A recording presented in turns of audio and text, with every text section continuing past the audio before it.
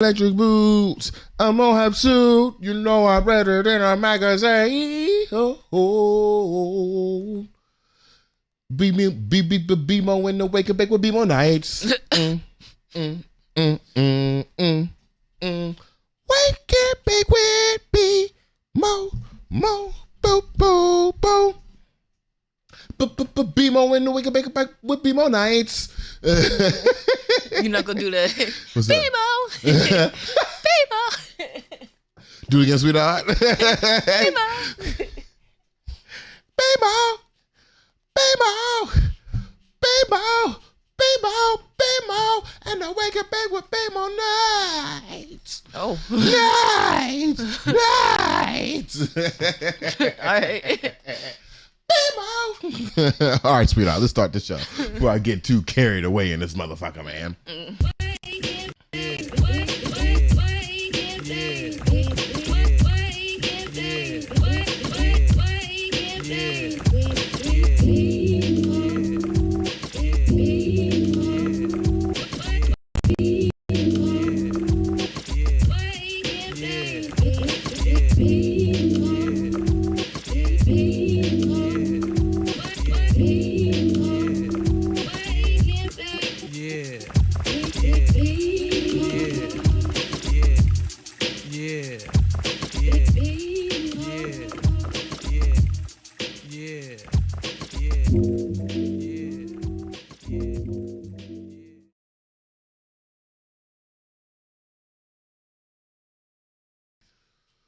Good morning, and good morning. Welcome back to an episode of Who Wake and Bake with BeMo. Yeah, I'm your host, BeMo, cultural analyst. I don't know what the fuck else I can call myself this morning. Welcome back to another episode of Wake and Bake with BeMo. This is your chance to get abreast of the new blueprints, the strategies that we'll be implementing for a better black future. I like that. Strategies. The Wake and Bake with BeMo program is where we discuss strategies for a new black culture. We appreciate y'all for joining us. We are for blackness, to blackness, above blackness, from blackness, through blackness, all that black. We black. But before we get too deep into the show, let's make sure we say good morning to the melanin of my skin, okay? What? The shea butter of my ankles, you feel me? Good morning to the lady of the house. Good morning, lady of the house. Good morning, sweetheart. How you feeling this morning, sweetheart? Pretty good. How you feeling? Yeah, I feel like we just woke up a couple minutes ago. Mouth a little lazy. But I hope we can get through today's show. We're not hope. We are going to get to today's show because we got some great topics. What do they say? Tip of the tongue and the teeth and the lips. The tip of the tongue, the teeth, and the lips. All right, I think I'm awake now. Let's go. We have some great topics for you this morning. Before we even get to the topics, we want to shout out to folks at the Washington Informer Bridge, WIBridgeDC.com or at WIBridgeDC on all social media platforms. They keep you abreast on all the black things that are happening within the DC area and nationally and internationally. We look at the Washington Informer as such a great inspiration, as we keep telling y'all before, 100% focused on black, but 87% of their viewership is white. But they have not focused their attention on the white viewership at all. Yet still they rise, sweetheart.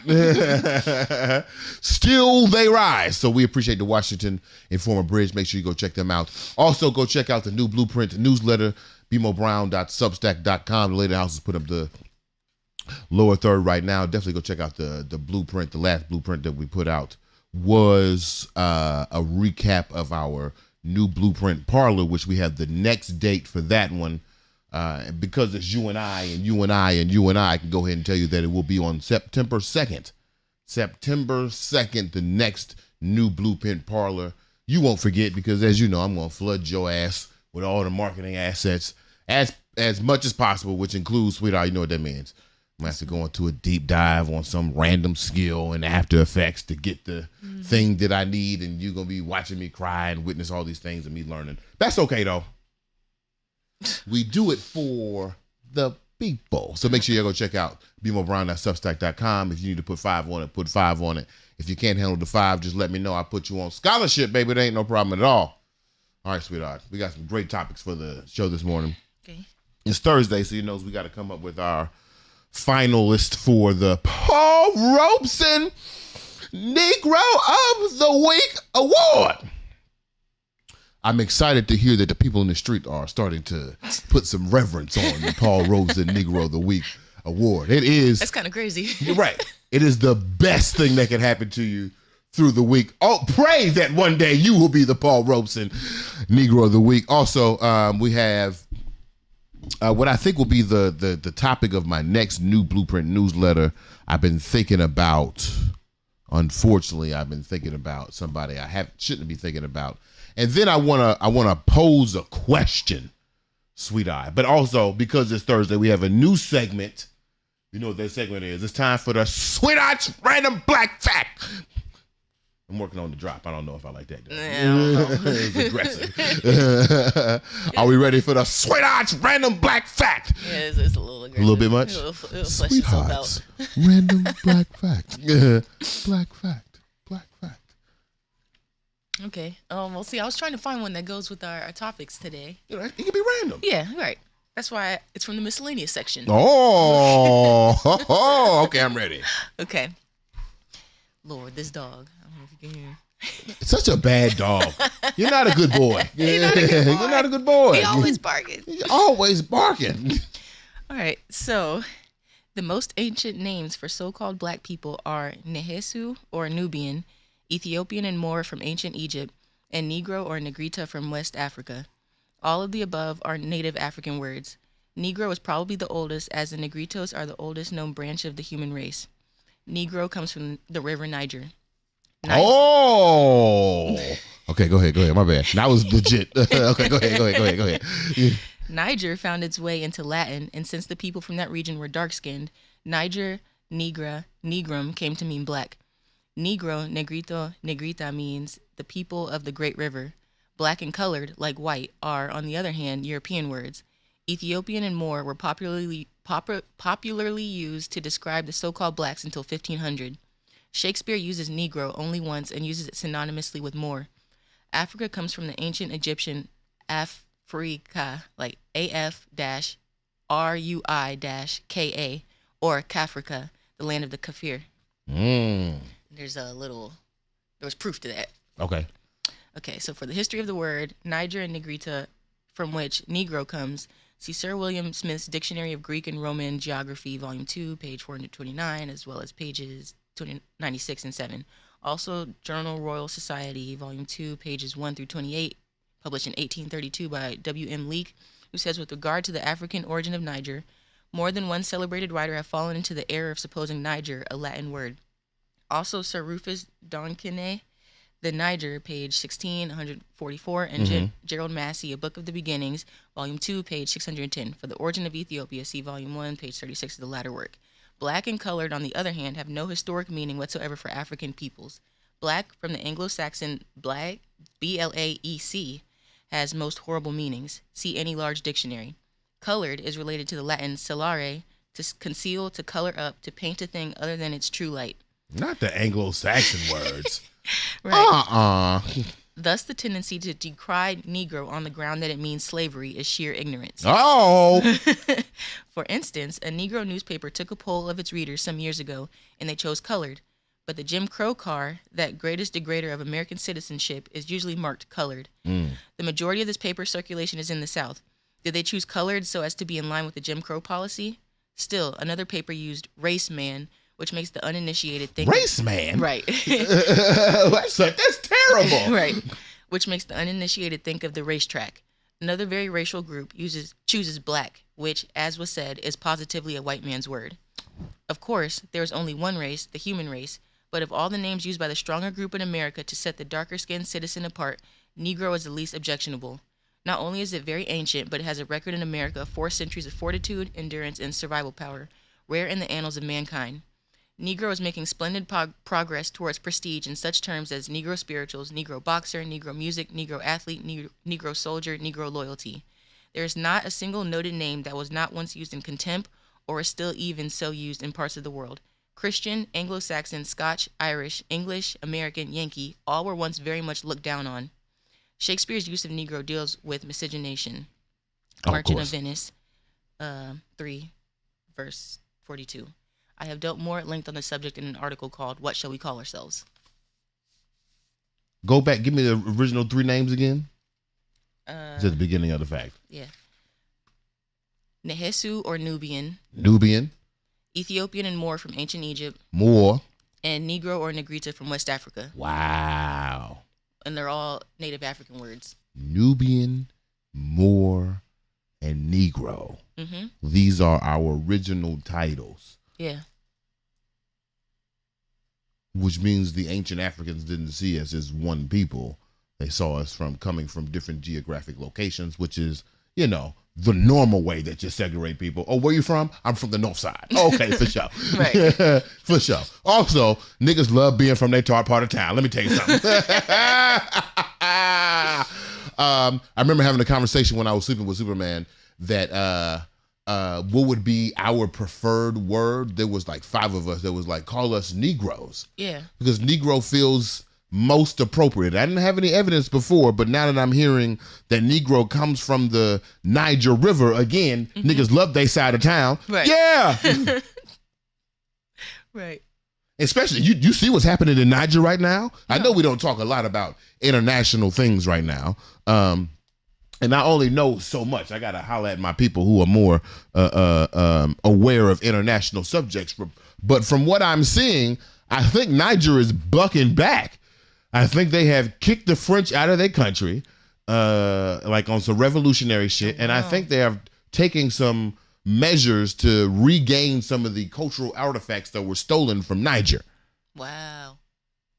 If I'm not mistaken. Now, if somebody on the line knows better, let me know. But if for as much as I know, when I'm reading my newspaper in the morning, that's what I'm seeing. I'm seeing that the folks in Niger are like, makes me proud. Okay. Thank you, sweetheart, for that random black fact. You're welcome for that. So that random Negro fact. Yeah. Excuse me. Ooh. All right. You know, season 4 has been about separating ourselves from race. And I told the people there may be a day where I stopped accepting black as my identification. Yeah. It looks like we're getting closer and closer to Negro. That's what it sounds like to me. Mm-hmm. Thank you, sweetheart. I appreciate the random Negro fact. That was good. Thanks for that. Very good. Very good. Okay. We have some other things that we want to talk about this morning. How long we been on? About 20 minutes? 12. 12 minutes? Okay, never mind. Okay.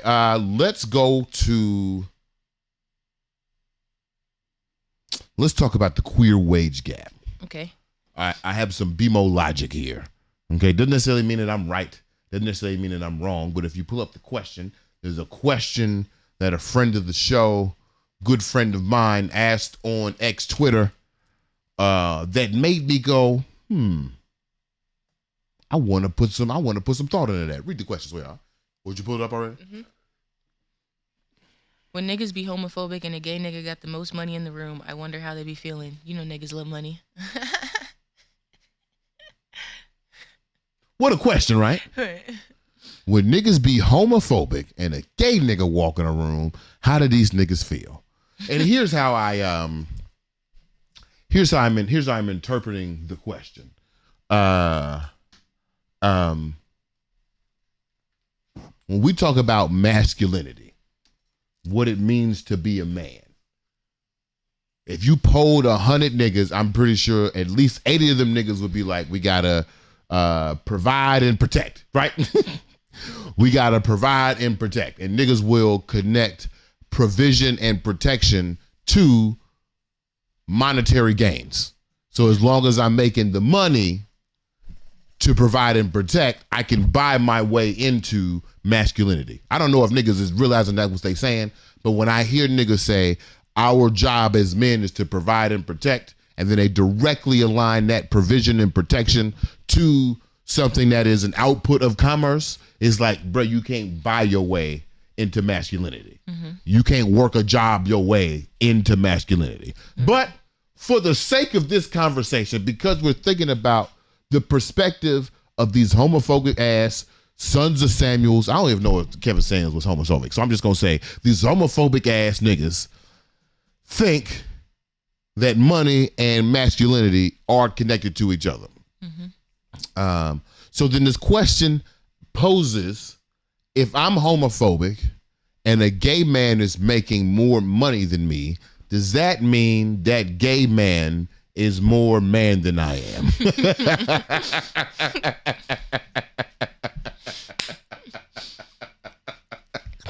That makes me, huh? Oh, go ahead. No, what you about to say? I was going to say also, just because he's gay doesn't mean he's less masculine. Exactly. Exactly. It has nothing to do with his masculinity at all. Right. But for the same niggas who connect commerce to masculinity as if it's something that you can buy, what do you say then to the gay man who is making more money than you? Is it that masculinity and commerce have no connection at all? Or to you homophobic men, can you learn how to be a man from a gay man? Either you can't buy your way into masculinity or you're the real bottom. Wow. That shit makes me giggle. So I'm thinking about the answer to that question, sweetheart, right? Mm-hmm. If the men who think that masculinity is connected to commercial and commerce success, and they have gay men who are making more money than them, then in their logic, gay men are more masculine than them, right? Mm-hmm. So then I just thought, like, I wonder what the queer wage gap is. Pull it up, sweetheart.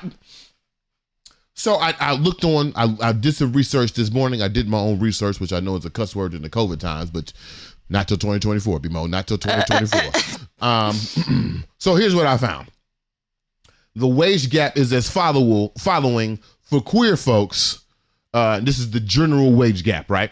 97% for LGBTQ plus white workers, 97% for white workers, 90% for queer Latin workers, 80 cents to the dollar for queer black workers, 70 cents to the dollar for queer Native American, Indigenous American workers. Go to the next one, sweetheart.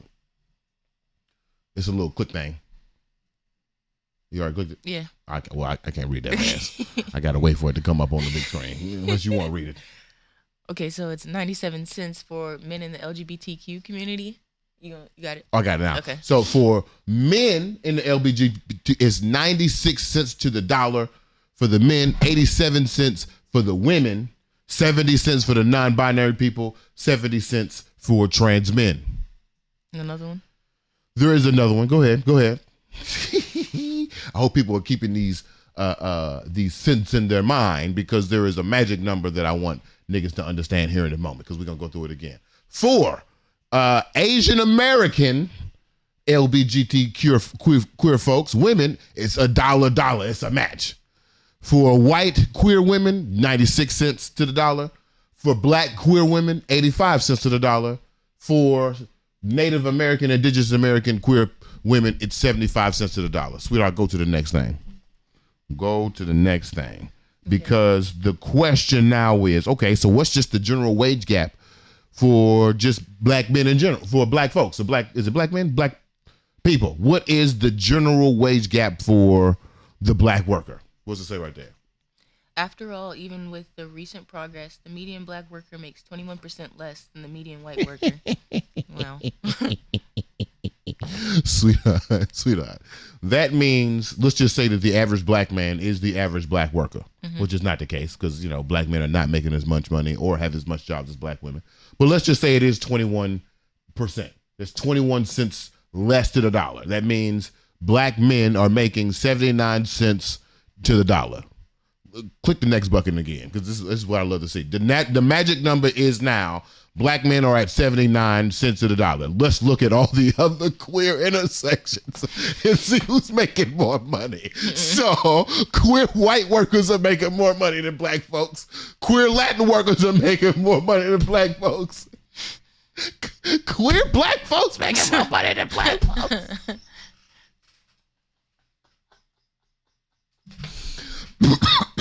I'm laughing. Go to the next one. I'm laughing because the ridiculous question of our friend Parrish is actually the reality. Right. When a gay nigga walks into the room, he is making 96 cents to the dollar versus the 79 cents to the dollar that a regular nigga is making. That's crazy. So these homophobes who are connecting commerce to provision and protection claiming that to be manhood are less men by their definition than the queer people that they oppose. Sweetheart, I don't know. Maybe there's just some BeMo logic. I don't know. It's funny to me. I think it's funny how heterosexual cisgendered men believe that they have more access to masculinity because of their ability to provide and protect based on their definition of making money and providing for their homes. But in actuality, their queer peers are more financially successful for them. So based on their own logic, they are more masculine than they are. Mm-hmm. They hate masculinity, sweetheart.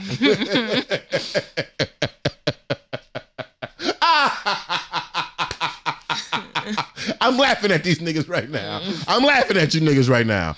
Woo! We got any comments? What you got to say, sweetheart? No, that's actually wild that it's a clear difference. Like, based on, like, anecdotally, I can kind of tell, but seeing the numbers, this is crazy. Exactly. We got, good morning to Good Vibe Tribe and Kendall. Good morning, y'all. Hey, good morning. And then Kendall says, also, Race Man sounds like the worst superhero ever. Race Man? I came to endure oppression. Right. Jesus. And Chris Allen said, Lord, counterparts are cooking. Oh, my goodness. I'm talking again now. Yeah. Good morning to y'all, man. Good morning. What you got to say, sweetheart?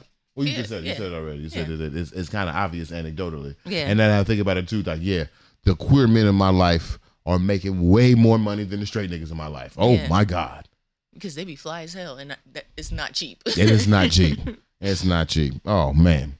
All right, let's do this then, sweetheart. Let's take a quick break. We're gonna watch Michael Robeson featuring Tashira. We're gonna watch that Tone Che, and we'll be right back with more Awake and Bake with Squeaky. Yeah. Jeez. What we got on?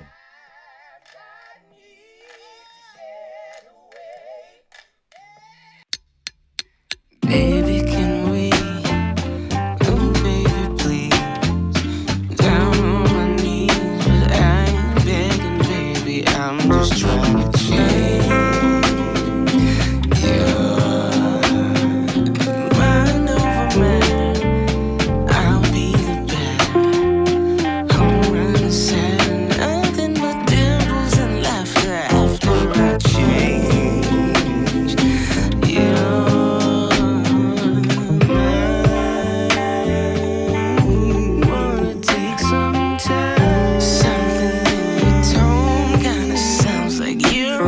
To change,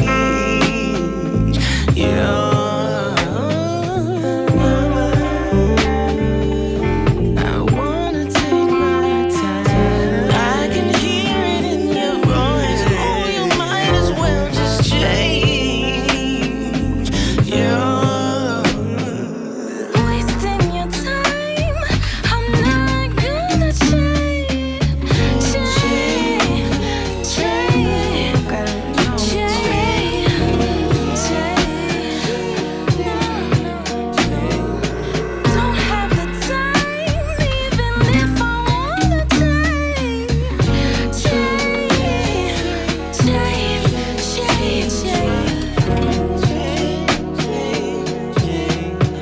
Maybe for a little while.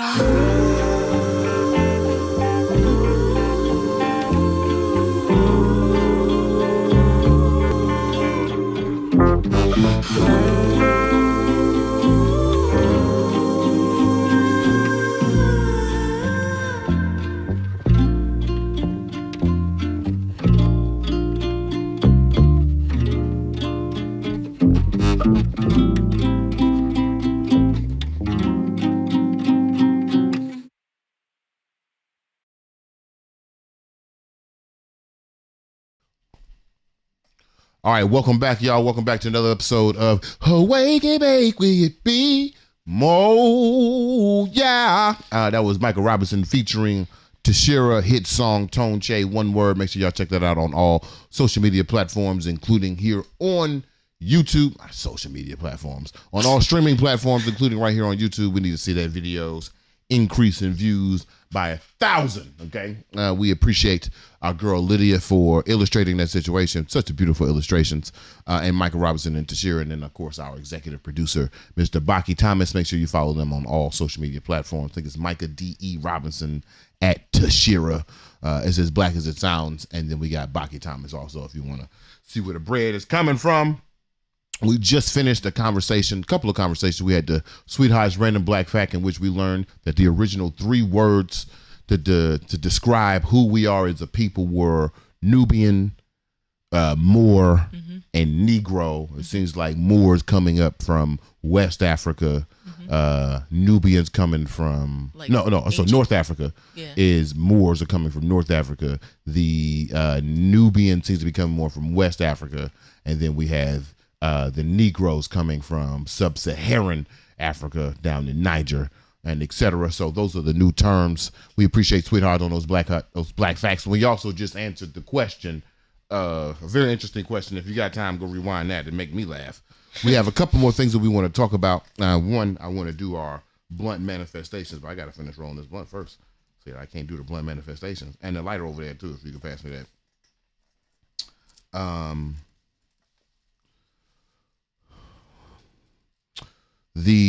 Let's see here. The next topic is a little strange. I'm gonna be honest with you. Okay. It's a little strange because I'm gonna ask some questions that I think we need to be in wartime mindset to think about. Wartime mindset. The lady of the house actually brought something up to me the other day. I think it might have been yesterday actually. She talked about reparations for the people of Tulsa. You want to give me a quick little brief on that, Sweethaht, while I finish rolling this blunt? So I want to say they brought the case to the Oklahoma circuit judge or whatever it's called, and they denied the request or the appeal to receive reparations for at first it was supposed to be for the descendants of the Tulsa massacres, but they denied that too. So it ended up being the 3 survivors who are well over 100 at this point. Yeah. So that was overturned or denied in July. So now they're bringing the case to the Oklahoma Supreme Court. Yep. Yeah. Okay. So if I remember my constitutional law process correctly, went through the circuit court, got denied. They appealed to the Supreme Court. The Supreme Court is going to hear the case. Yeah. Right? Let's say the Supreme Court accepts the plea, right? And then the state of Oklahoma could then appeal to the federal Supreme Court, and we could hear that. We could hear a case for reparations in front of the federal Supreme Court. That's one way. Let's say the survivors of the Tulsa massacre lose. They could then appeal to the Supreme Court, and the Supreme Court agrees to hear the case. Then we'll hear a case of reparations on the Supreme Court. And either way, I have a suspicion, not guaranteed, and either way I have a suspicion, and if I've done my law thinking correctly, I have a suspicion that this case of reparations will be heard in front of the Supreme Court.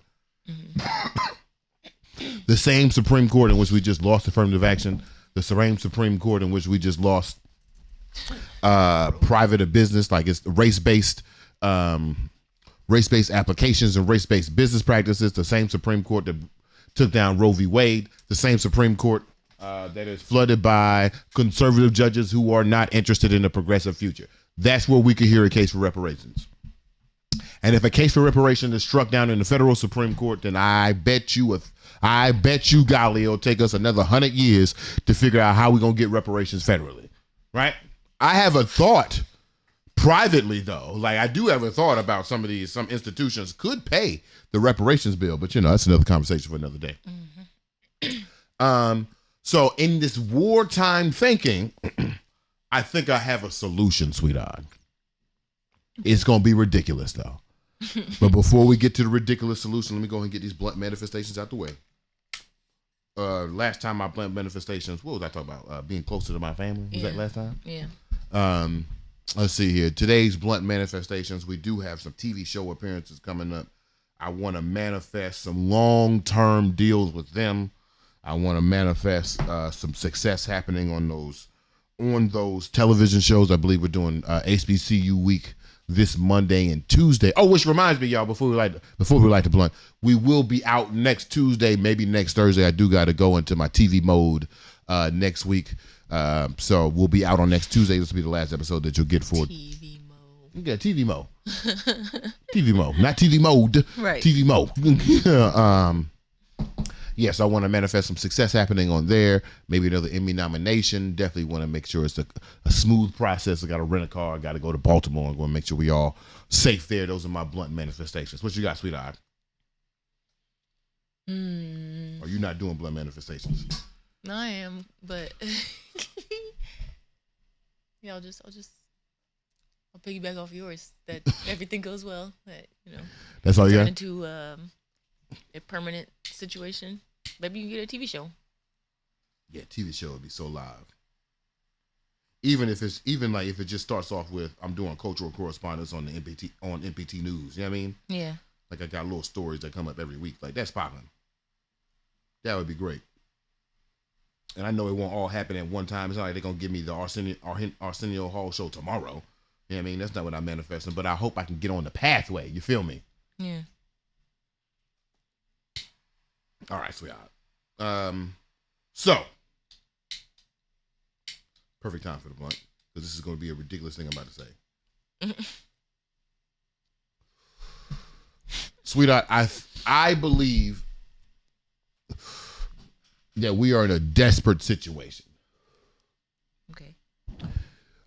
We did an episode during season 2 about whether the Supreme Court should exist or not. I don't believe it should. I think it's an authoritarian system that is completely unnecessary to rule making, especially if you have two systems that are already watching each other. But that's not the purpose of the conversation because the Supreme Court already exists. Mm-hmm. In that same episode, we reviewed how the Supreme Court has not made one proactive decision for the benefit of black folks. The Supreme Court has always been in response to cases brought on behalf of black folks in which they are responding sometimes negatively. Remember, separate but equal was first, okay? And that's and then Thurgood Marshall got on the case, and now it's the Brown versus Board of Education, which is still leading us into very inequitable situations today. But it's the best that we got, so we do the best that we can.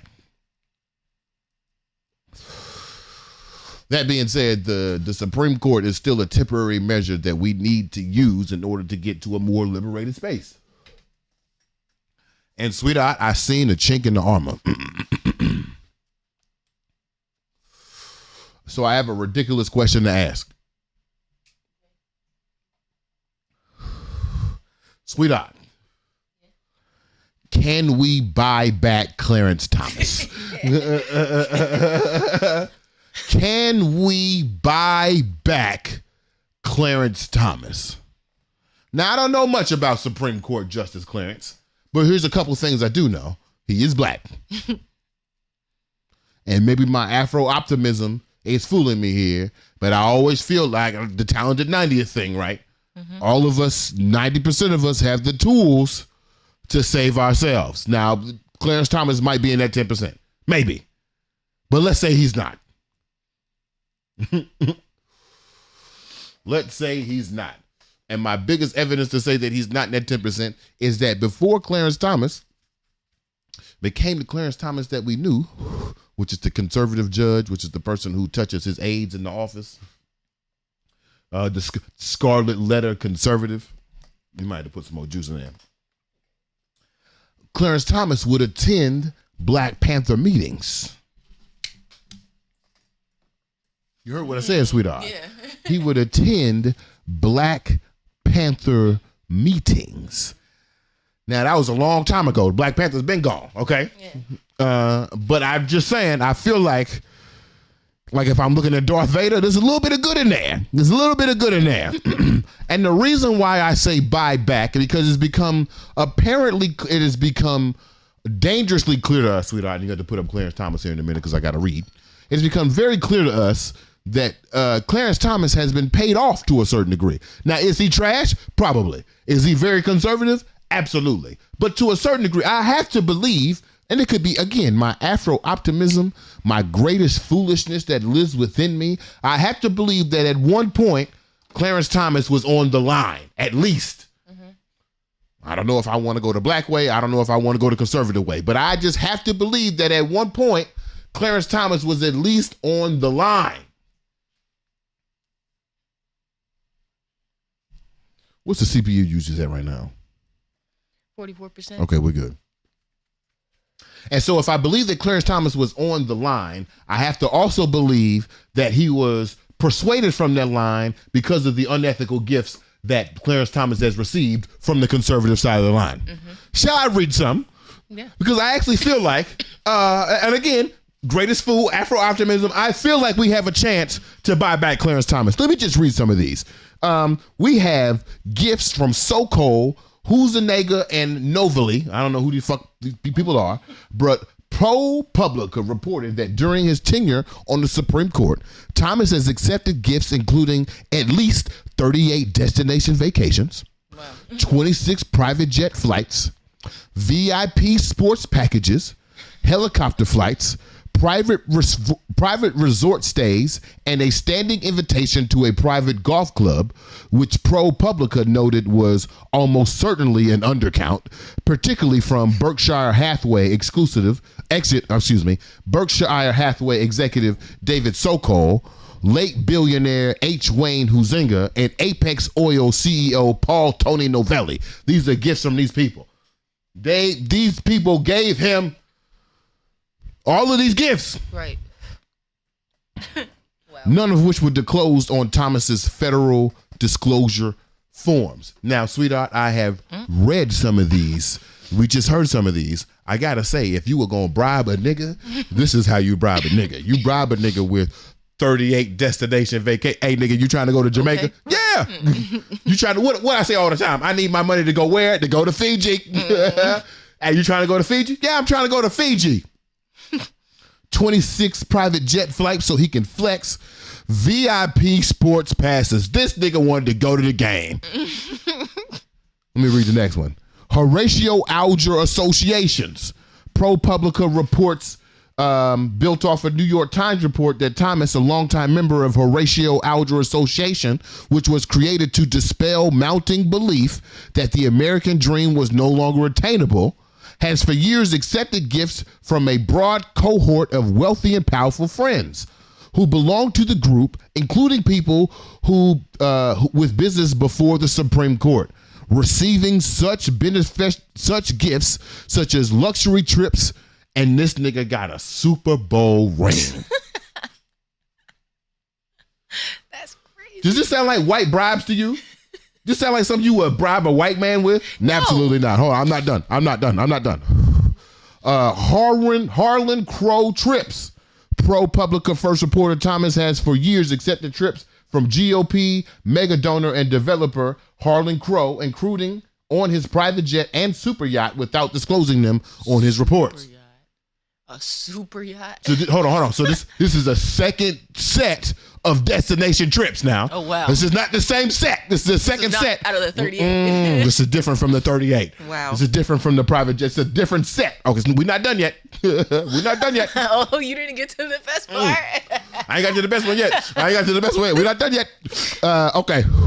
Harlan Crow, they paid a tuition. Now, Clarence Thomas don't got no kids. No. So whose tuition did they pay? Hold on. ProPublica reported Thursday Crow also paid 2 years of tuition for Thomas's grandnephew, Mark Martin, because Mark Martin daddy wasn't in the picture. That's why. Whom the justice has had custody of to attend 2 private schools in 2000s, which cost $6,000 per month at one schools.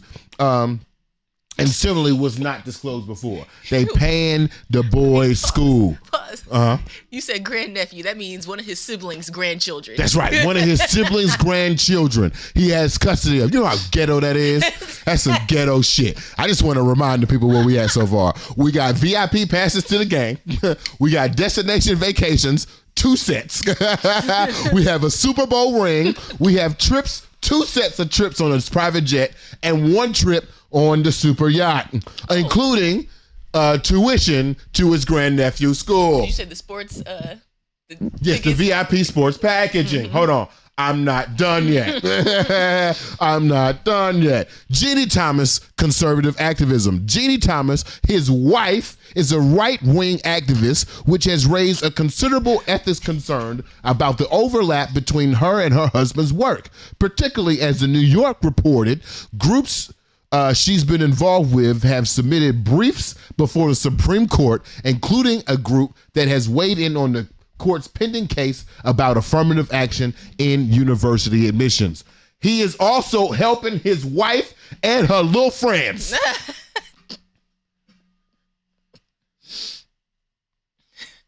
It's black as hell. I'm going to put my wife and her little friends on too.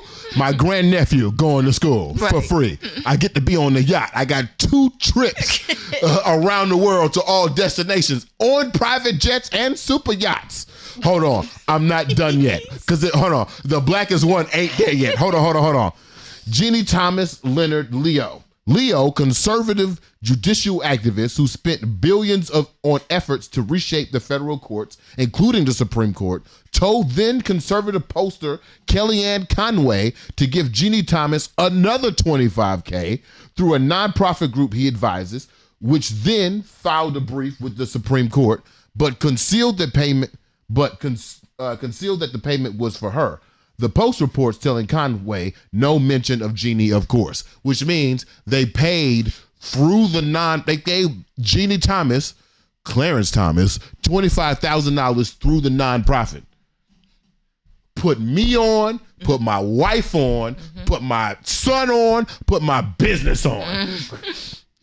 Hold on, not done yet. It's the best one is still to come, I promise you. Jeannie Thomas 2020 election. Thomas pushed efforts to overturn the 2020 election results as her husband was hearing cases on it, including sending text messages to then White House Chief of Staff Mark Meadows, who I believe was indicted on the RICO the other day, which fueled calls for Thomas to resign or face impeachment over perceived conflict of interest. That means Clarence Thomas is directly colluding with someone who's at a RICO charge right now. That's so ghetto. His man's got a RICO. We got destination vacations, trips on private jets, pay off my son's student costs, his school costs, put my wife on, put my wife and her little friends on, put my business on, and my man's got a RICO charge. I'm not done. We got 2 more. January 6th. Jeannie Thomas has also confirmed she briefly attended the rally on January 6th that preceded the attack on the Capitol building and publicly criticized the House January 6th committee and the justice has come under fire for failing to recuse himself in the case concerning former President Donald Trump's records being turned over to the committee, in which he was the only justice to dissent and believed that the records should have been withheld. Got caught there. And then the last one. This is my favorite one, right? Jeannie Thomas funding. Wait, is it in here? Oh, I'm going to say it separately. The Post reported in March that a conservative group Jeannie Thomas formed in 2019 had raised nearly $600,000 from anonymous donors funded through a right-wing think tank that filed an brief at the Supreme Court during the same time. And the ethics experts said Clarence Thomas should have recused himself from the case if his wife was paid by the group. And then finally, financial disclosures. Thomas has made a series of errors and omissions on financial disclosures, which the Washington Post reported includes reporting real estate income for decades from a company that shut down in 2006 and has in the past had to amend his financial disclosures many a time, including after failing to report his wife's income in 2000. Part of that real estate income gift also included one of these people buying the house of Clarence Thomas' mother. They bought his mama house. Clarence Thomas has received gifts that includes his mama's house, his man's with a RICO charge, his private nonprofit, his wife and his little friends, personal trips around the world on all types of mediums, and tuition for his adopted son, which is his grandnephew. Sweetheart, I feel like we are in a revolutionary wartime right now, in which we have to use all tools as possible. Mm-hmm. If I calculated all of these gifts, and let's just say it was $100 million, should the black billionaires, should the black wealth, should the black 1% get together, pull their mother, and should we buy back Clarence Thomas? I think so. Do you think it's possible? Do you think it's possible that we could match the black gifts of these white conservative people? Yeah. So I got to ask you the Jurassic Park question. Okay. If we could, should we? I think we should, for the sole reason that he is a Supreme Court justice. Like, until we have torn down the use of a Supreme Court or built our own, right. I guess we have to use the tools that we have. Mm-hmm. Do you think he would flip back? If the price is right. If the price is right. We got to buy his mama a new house. Right, okay. We can't buy an old house like they did. We got to buy his mama a new house. We got to buy his brother a house. Yeah, we need whoever's responsible for Clarence Thomas being a father. We need to buy them a house too. right. I want to write about this more, but this also connects to a larger idea I'm having about. I'm looking at these people. I'm looking at the conservative group who supported his wife Jeannie Thomas. I'm looking at Harlan Crow. I'm looking at the Harlan Crow paying the tuition for Mark Martin. I'm looking at Horatio Alger. I'm looking at billionaires from Berkshire Hathaway, from oil companies, from right-wing conservative think tanks. Although all of these things I can put on Clarence Thomas, I'm also looking at the source of these things. Mm-hmm. Are there black versions of people trying to do the wrong thing? That's a good question. When I go to I think about the Toni Morrison report, right? Toni Morrison says that she always felt that we had the moral superiority. Mm-hmm. And I value that because Toni Morrison is somebody that I seriously value. Right. But is that an old blueprint? Are there any black folks who are doing the wrong thing in this lane? I know we have crime, in which I have been very weird to be hard on crime because I feel like crime is a symptom of systematic disparities. Exactly. Right? But there are some, and then the crime that is not caused by systematic disparities could be linked back to mental health. I don't think niggas is doing crime for the sake of doing crime. I don't think that there is a Negro kleptomania problem. That's not what I think is happening here. Mm-hmm. A national Negro kleptomania problem. That's not what's happening here. I think that there's an offset of or a symptom of systematic disparities, right? Mm-hmm. But when it comes to this other side of crime, where we have to do things that we need to do to survive, is anybody in this other echelon of crime? Are there any left-wing progressive think tanks that are funding judges on behalf of blackness? Now, I know there are some liberal lobbyists, and I think that let's see here. What's that boy who did oh my God. He got arrested. It was a big old Ponzi scheme. It was under crypto. It wasn't crypto.com. It was the other one. The boy named Sam. What's the boy name? Oh, Sam Bankman-Friedman. Yeah. Mm-hmm. What's the name of the company? XT. Wait, did I just make that up? Say it again. I want to say XTF for some reason. X something. Yeah. Something that Steph Curry and all them folks was promoting. Yeah. Oh, somebody in the comments help us out. Oh, Lord. FTX. It's FTX, right? FTX, yeah. Right. He was he got caught up giving money to Obama, you know what I mean? So maybe he was on the wrong. Anybody who's doing this strategic movement for black folks? And then I got to ask you the Jurassic Park question again. Should we? If we could, there are niggas with money now, right? So I'm looking with Jay-Z with all this money. I'm looking at Tyler Perry with all this money. I'm looking at all these, I think it's like 7 black billionaires. Rihanna, I'm looking at you with all this money. Right. You know what I'm saying? Even the 100 millionaires, I'm looking at, or Jordan with all his money. I'm looking at these athletes with all this money. And we don't necessarily, here's the great part about the strategic move of trying to buy back Clarence Thomas, right? You notice through history, sweetheart, when it comes to niggas, the rules change every time. Every time. And so it is public knowledge. I read those things from you from Forbes.com. I don't have no secret report. I didn't have to dig far. I Googled it. Yeah. I'm an investigator. This was very easy for me to find. I Googled it. I read this before I even knew what the reports were, right? I didn't even read the individual reports. I had a full consolidated list of things from Forbes.com. So if I can read it from Forbes.com, a judge can read it from Forbes.com, lawyers can read it from Forbes.com, the American people read it from Forbes.com. They have asked him to recuse himself to step down. He hasn't. As far as I know, there are very little ways that you can get a Supreme Court justice off of the bench. Mind you, this is not his first set of crime. He has already been found, was he found guilty for sexually harassing Anita Hill? If not, we already knew about it, right? Like, it's already a thing. He already ain't been shit. So no, like, he gonna continue to be shit. So like, it's not a secret that things are happening.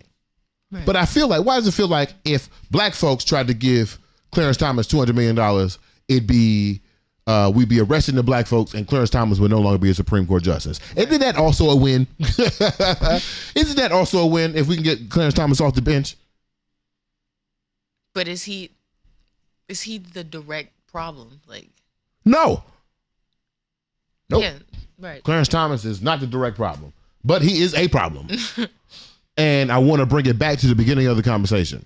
There will be a case for reparations in front of the Supreme Court, whether it's through Tulsa or whether it's through the reparations that's going on in California or the reparations they're trying to pull out in Illinois. At some point, one of those white conservative groups are going to bring reparations in front of the Supreme Court and call it race-based economics, or whatever the fuck they're going to call it.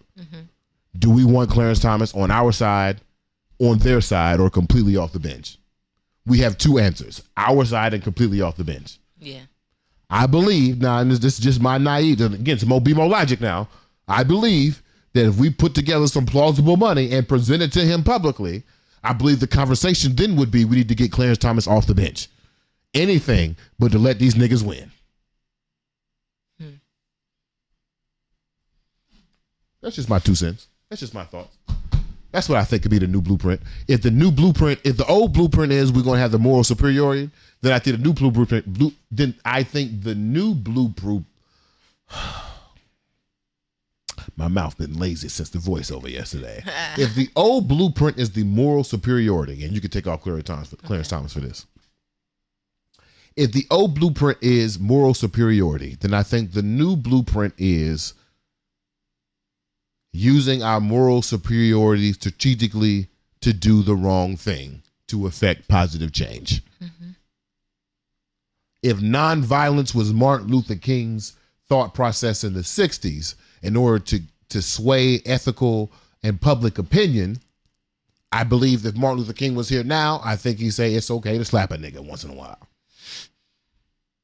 I think Martin Luther King would have also reposted a meme from the Montgomery River Brawl.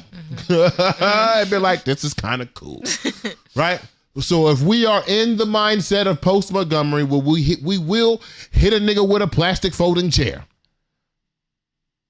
Can that plastic folding chair be $200 million that we present to Clarence Thomas to switch sides?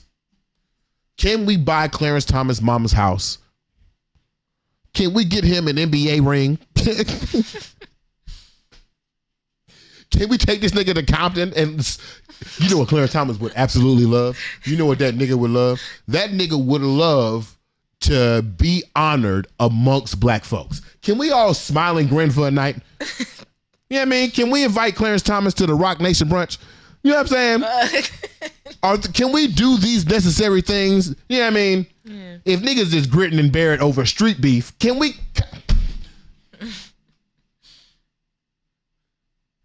try? Can we give it a go? That's all I got to say about it, Sweethaht. We got any comments? What you think about it? What you think about buying back Clarence Thomas? Is my logic making sense? It's making sense, but I'm still kind of stuck on the idea that getting rid of him. Yeah, I'm still kind of a little stuck on that. Well, if we get rid of him, and let's say old Joe and Kamala got another 4 years, then we can replace him.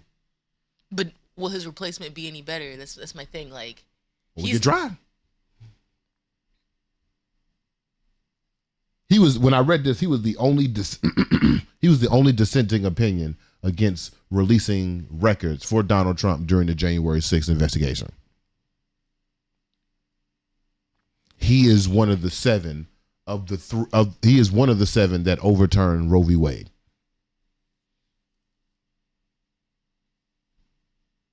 If there are 10 Supreme Court justices right now? I don't know. Okay. I don't know. Somebody would tell us different, but I think we should ask the question. Yeah. We're gonna write about it in a new Blueprint newsletter, I'll tell you that. We do have some comments though. We got some comments? What the people got to say? Come on, people. Well, Chris Allen said, "No, maybe you will get a TV show, bruh." That was in all caps. I appreciate that. And you know who's gonna be on the show when I get there, right? Nah.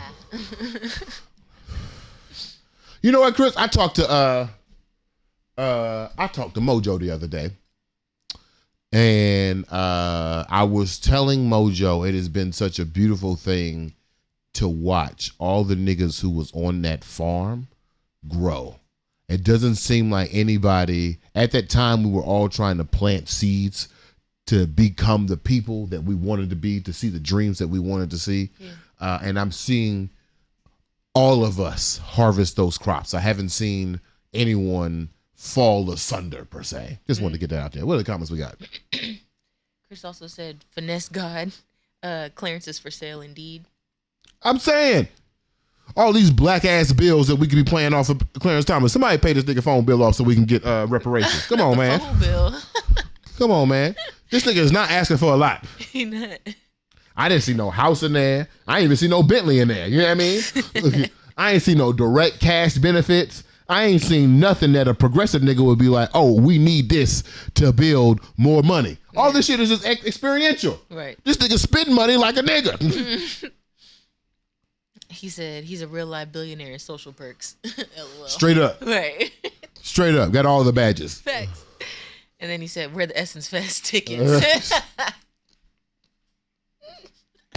That's what we would get him. The black version of these things, we would get this nigga Clarence Thomas a VIP package to the Essence Fest weekend in which he can meet Beyonce. Right. We need all that. And you know what? I need everybody to grin and bear it. Just, hey, Clarence. Welcome back, man. You gonna vote for reparations, right? All right, cool. Yeah, this is fun. Woo! Welcome to the cookout. Woo! We inviting random white folks to the cookout. Invite Clarence Thomas to the cookout. Oh, Lord. He could bring the trash ass potato salad and we could all talk about behind his back. You know what? As I say that, if we buy back, if it works, it's not gonna go well. Because he's going to get mad at us very soon. He'll get mad at us very quickly. Ain't doing too much. But that's all right. Every time he try to say we together, we're going to point back to that grandnephew. Whose baby is that? The grandmother baby. That's what I thought. That's what I thought, Clarence Thomas. The grandmother baby. Get the fuck out of my face, man. We got more comments? No, that's it. That's it? All right, you know what time it is then. It's actually time for us to vote on the Paul Robeson Negro of the Week. Oh, yeah. But we've only had one nominee, or two nominees this week. Who's the second? I'm looking at LL Cool J and Hip Hop Turning 50 as a nominee, and also Ben Crump, who recouped his nominee from the week before. So, Sweethaht. And we got to hear from the people as well. Right now, we are considering our Paul Robeson Negro of the Week. We have considered LL Cool J, who we consider the godfather of lyrical hip hop, which is the hip hop of the future, hip hop of now, is our Paul Robeson Negro of the Week in celebration of hip hop turning 50 years old. Or it is Ben Crump, who is the Attorney General for Blackness, who was fighting on behalf of the Fearless Fund on the most important case since George Floyd, or as important as George Floyd, which is the Fearless Fund case, which is our ability to fund ourselves through American commerce without being criminalized for doing so. It's a very nefarious plan that the conservatives are having. So, Sweethaht, those are your two nominees. Let me hear your consideration for Ben Crump. What are your thoughts? I was a little weary last week to give it to him, but with the fearless. Oh, you want to hear my You want to hear my cousin's? I asked my cousin at my cousin's a lawyer. She's gonna be on the bench one day. I asked my cousin if we should have any concerns about Ben Crump.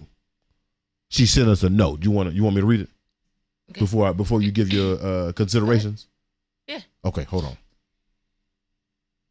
Hold on to the people. I got you, cuz. Hold on. Cuz says, honestly, I don't have one single thing against him personally at all. I think he definitely puts his money where his mouth is and has shown up for a number of families to provide competent representation. I think he's great. However, I naturally get nervous, concerned about black people who become the voice or image for a particular case and issue. He is known as the civil rights attorney, and that black folks hire him when wrongful death occurs, which, don't get me wrong, is not a bad thing. Everything has a specific lane that they operate in. My concerns are more cautionary than anything. I hear he's getting a Netflix special and all that, which is great. I just get nervous when people who are necessary in the fight for justice become popular. I don't want him to start transitioning into becoming more of a public figure than a great name than a black man that strikes fear in the heart of dirty cops when you see him walk in a room. I hope I'm making sense. I don't want him to stop doing the work to do the fame thing. And I feel like sometimes people, we need working on the battlefield to start like how the general's quarters feels and forget that there are tons of soldiers who need to be trained to keep the fight going. Does that make sense? And which I said, yeah, that makes sense. Also, I'm not surprised, and I don't really trust men at the moment. So I'm very hesitant to put my trust into a man because them scarlet letters be coming out like hotcakes. Right. I think those are. They got Lizzo out the way. God damn. Right. White people love Lizzo. White people love Lizzo, and now she can't perform at the halftime. She on the same level as Kevin Hart at the Oscars. Like, because she got the song in I don't know, maybe multiple songs in the Barbie movie. She sure did. Damn. Hey, Barbie. Right. Hey, Barbie. But yeah, those are my concerns about Ben Crump, is that it turns into more of basically what your cousin said. Him as fame. A personality, right. Right. As opposed to actually advocating and doing the work for black people. Of course. But the Fearless Fund, his work with the Fearless Fund kind of made me do the, okay. So, we'll see. We'll see with Ben Crump. Right. You're still on it. Okay. I'm still side-eyeing him a little bit. Yeah. Okay. So then let me hear your consideration and what sounds like vote for LL Cool J in Hip Hop is 50. As far as I know, and, we did a little research. Yeah. He hasn't done anything wrong in the public eye. Mm-hmm. He's been married to the same woman for 28 years. Mm-hmm. He got a couple kids. Mm-hmm. Black woman, yeah. Yeah. Yeah, he's an icon, a legend. Music, TV, film. This is true. Right. This is true. Unproblematic. And he was there in the beginning advent of hip hop. What? Not only is it not real nigga, it's also not time. You know how niggas be saying like, oh, back in the day you could do X, Y, and Z. Exactly. Come on, man. This man is 50-some years old. Come on, man. Right. This nigga was at Freak Nick, okay? Right. Was in the 80s right. and the 90s and the early 2000s. Ain't heard a word. Ain't heard a word. I'm not trying to hear it.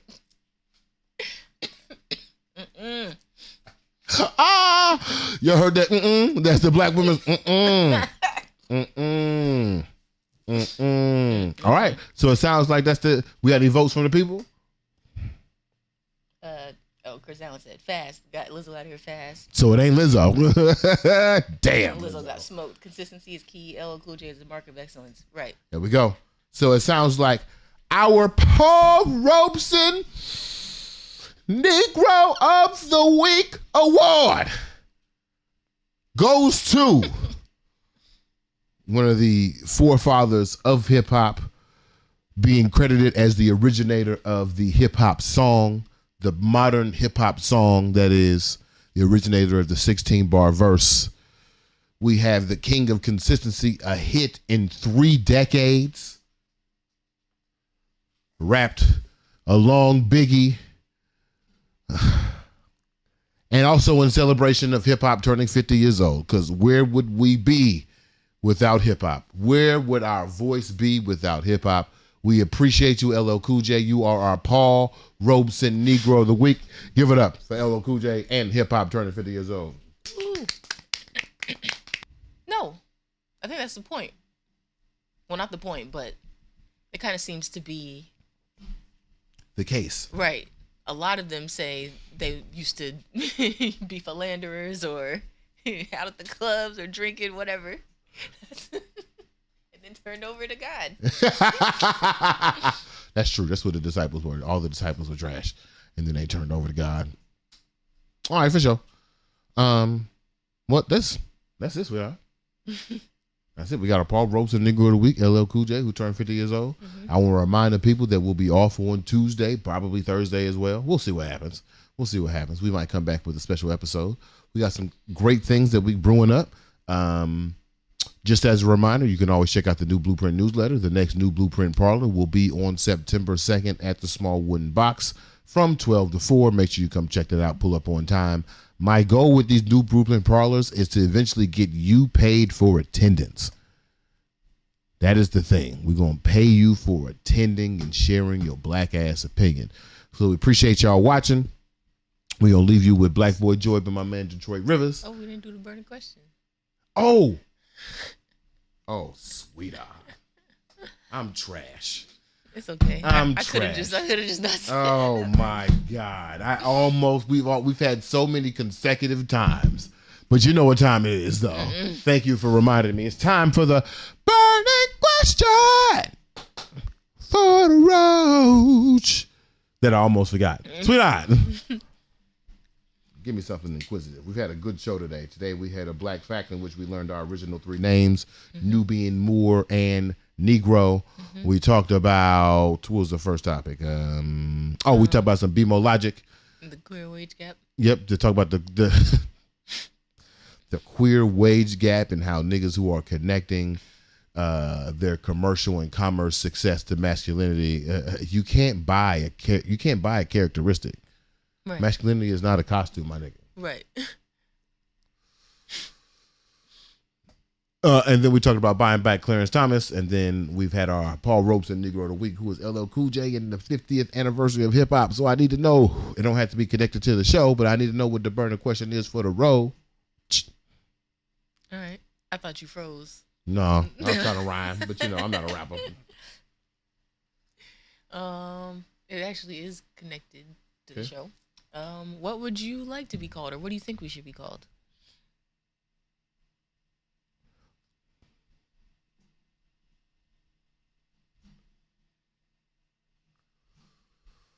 You know what's crazy, sweetheart? What's that? I think that's the first time somebody's asked me that. What?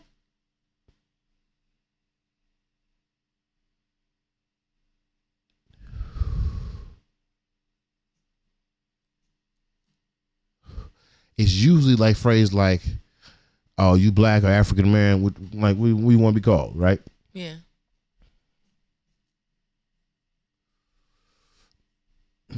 Okay, but as far as the actual preference, let's see here. A man called me a Moor at the Juneteenth celebration in Southeast at the Smithsonian Museum. I thought that was kind of cool. Yeah.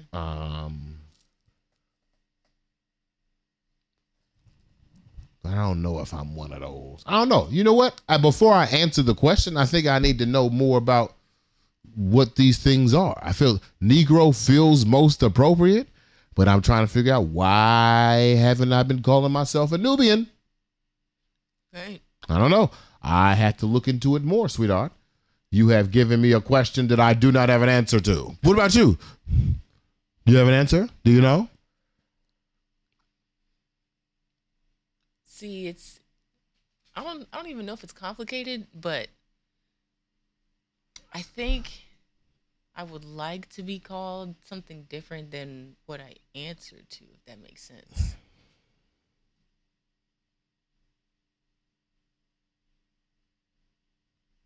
What a thought. Yeah.